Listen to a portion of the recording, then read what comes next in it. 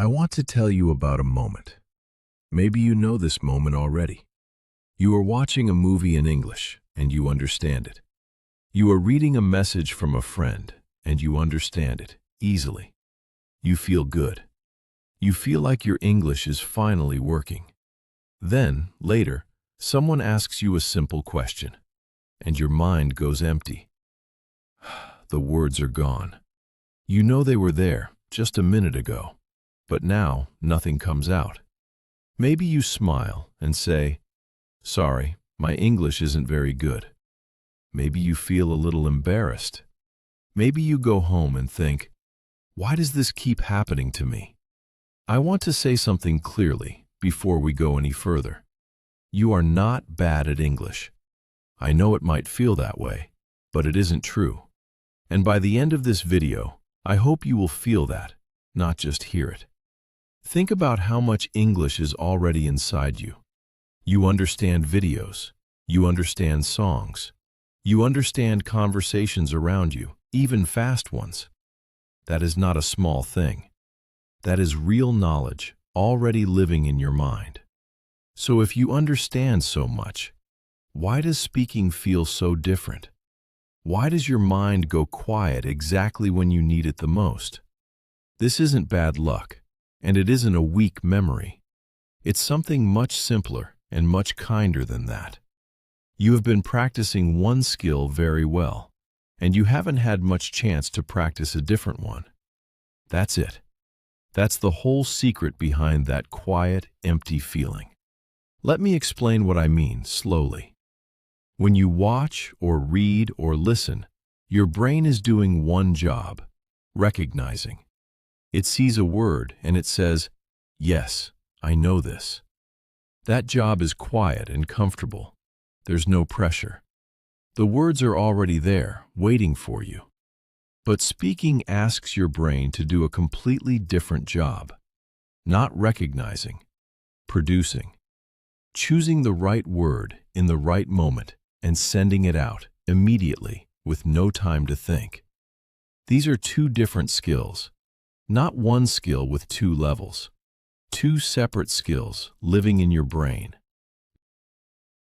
And here's the part I really want you to hear. Most learners only train the first one. Watching, reading, listening. Quiet skills. So of course, when speaking suddenly asks for something else, it feels hard. It feels unfair. But it isn't your fault. It's simply a skill you haven't trained yet. There are even names for these two kinds of vocabulary in your mind. The first kind is passive vocabulary. These are words you understand. You hear them. You read them. Your brain says, "Yes, I know this word." The second kind is active vocabulary. These are words you can use. You can say them in a real sentence, quickly, without stopping to think. Most learners have a large passive vocabulary and a small active vocabulary. That's completely normal. It's not a mistake.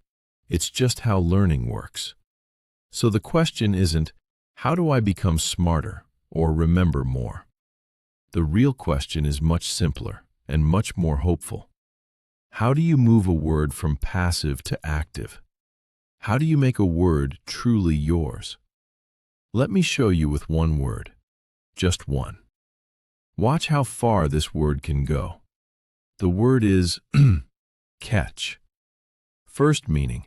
To catch something means to take it with your hands, usually something moving.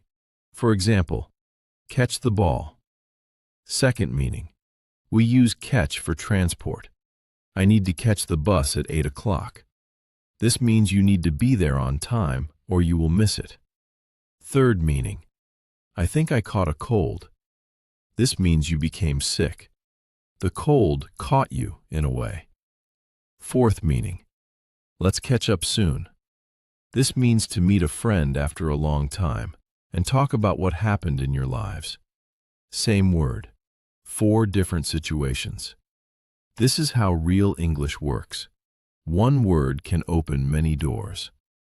Now, why does learning one word like this help you more than learning 10 new words?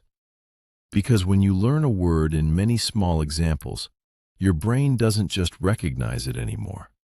Your brain starts to feel it. It becomes part of how you think, not just something you remember for a test.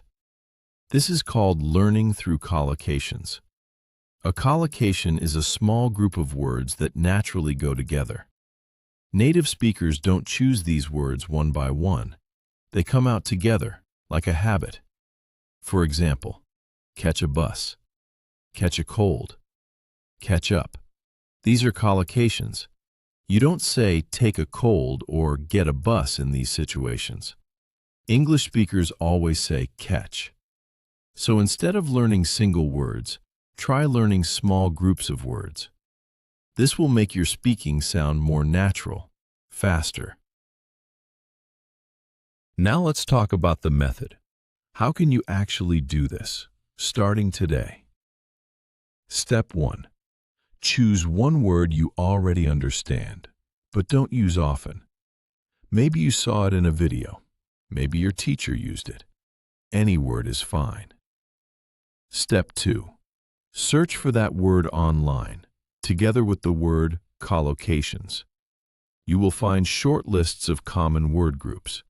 This takes less than 2 minutes. Step 3. Pick 3 examples from that list. Write them in a notebook or in your phone. Step 4. Write 1 new sentence for each example. Make it personal. Use your own life, your own day. For example, with catch a cold, I caught a cold last week because it was raining. Step 5. Say your 3 sentences out loud. Not fast. Slowly, clearly, one at a time. Step 6. The next day, try to use one of these sentences in a real conversation, or write it in a message to someone. That's it. 6 small steps. No pressure, no long lists to memorize. Let's ask a few questions, the way your brain might ask them. Why do I forget words when I speak? Because your brain hasn't practiced using them yet, only recognizing them. Is this a problem with my memory? No, it's completely normal. Everyone learning a language has this. Can I fix this quickly? Not instantly, but yes, step by step, starting today. Do I need many new words? No. You need to use the words you already have, more often, in more situations. What is the fastest way to start? Choose one word right now, just one. I want to share one more simple idea before we finish. You don't need to be perfect to speak well. You need to be active. Every time you use a word in a real sentence, even a small one, that word becomes stronger in your brain. It moves a little closer to becoming truly yours. Think about the word you learned today. Catch. Try it in one sentence right now, out loud, even if no one is listening. Maybe you'll catch a bus tomorrow. Maybe you'll catch up with an old friend this weekend. Maybe you already caught the idea behind this video.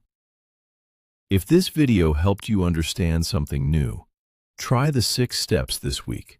Choose your own word and let it grow. Tell me in the comments which word you chose and one sentence you made with it. I would really like to read it. I'll see you in the next video. Take care and keep practicing.